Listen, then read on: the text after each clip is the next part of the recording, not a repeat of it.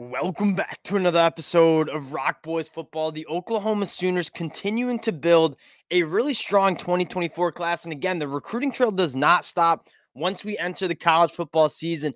Adding four-star defensive lineman Nigel Smith, 6'5", 260 pounds from Melissa, Texas. And you're beating out a really strong group of candidates to earn Nigel Smith's commitment.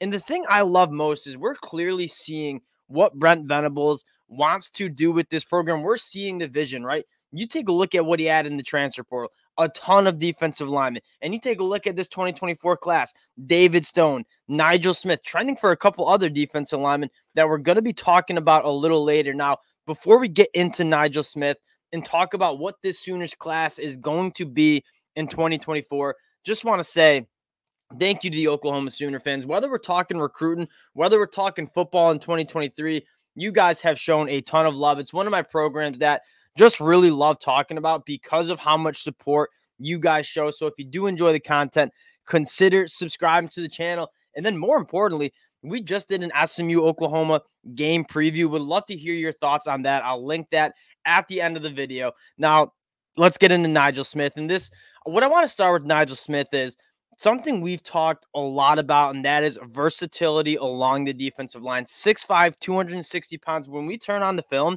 you're going to see Nigel Smith line up three technique playing on the inside. You're going to see him line up as an edge defender. And you look at the body type, he could go either way, right? You could kind of like leave him at 260, have him be a heavy-handed edge rusher, kind of like Rondell Bothroyd is doing for Oklahoma, or you could put some weight on him. He certainly has the frame and kind of growing capacity to play on the inside. Wherever Oklahoma deems fit, you're getting a guy that can do a lot of different things, win with athleticism, but also win with power. And the one thing I'd say is he's just a block destroyer. Like, you do not see people win point of attack against Nigel Smith. I want to get into the film a little bit, show you guys what I'm talking about. Again, you're going to see him line up as a three tech here. And again, the twitch that he has, that guard has no chance at pulling and getting him. So the athleticism he has on the inside, he certainly provides that. Now you see him playing a little bit more, still three tech, just absolutely wins at the point of attack. He's got really nice length, and you see him use those arms, right? I'm going to bench this guard out real quick, drag him right down, and then go close in on the quarterback. A block disruptor, a pocket collapser, playing a little bit more on the edge now, wins with some burst and bend around the edge, wins so many different ways. That's probably my biggest thing I love about Nigel Smith, and he's also an animal in the run game. They had three people try to block him on this play. You go back and watch the film. They tried to have a guard tackle and a running back chip him. I mean, he was not going to be denied. And then he goes closing speed, able to kind of finish off a play. Nigel Smith, a really good get. And I will say this, kind of similar to David Stone, right? David Stone a little bit bigger, but you see David Stone line up all around the defensive line as well. That's clearly what Brent Venables kind of values in these defensive linemen, guys who can move all over the line of scrimmage.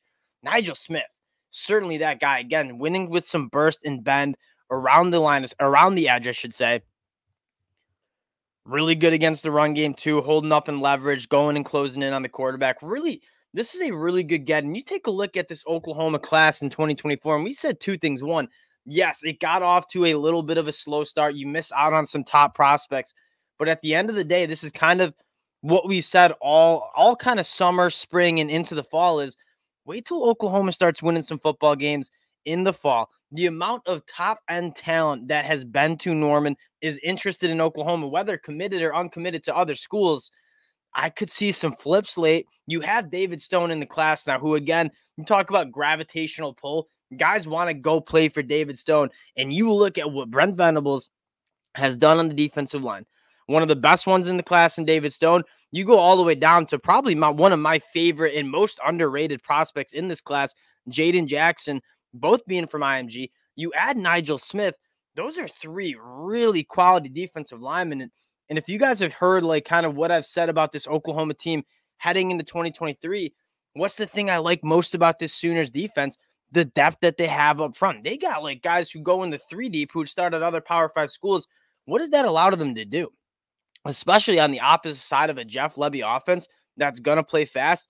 You're getting fresh bodies and quality bodies all game long. Again, we talk about how much depth they have on the defensive line. Brent Venables clearly trying to build that for the future as well. And I don't even think they're done recruiting the defensive line right now. You take a look at a guy in Danny Okoye, the #1 player from the state of Oklahoma, a top 150 player, according to the 24/7 Sports Composite. A little bit more twitchier, a little bit more of a true edge rusher. Danny Okoye would be a massive, massive get for the Oklahoma Sooners. And again, in line with Brent Venables wants to do, and that is get the dudes up front that can dominate on the defensive line. You go back to his time at Clemson.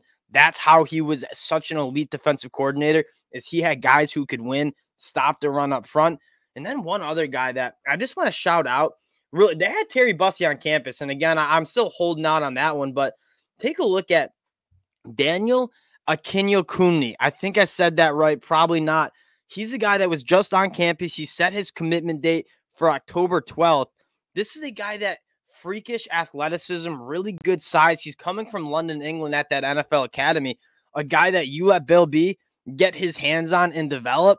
He's another guy that I could see being a really high quality offensive lineman, but maybe a little bit more of a project. Again, still in the running for guys like Grant Bricks as well.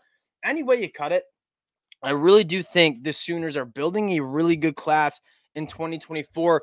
But more importantly, I think it's going to get better as we go down this recruiting season. If Oklahoma can kind of do what we expect them to do in 2023, this is a program moving to the SEC that I think is going to be high on a lot of guys' boards coming out of this 2024 class. Again, appreciate the Sooner fans rocking with the boys. If you do enjoy the content, consider subscribing to the channel, and we'll talk to y'all later.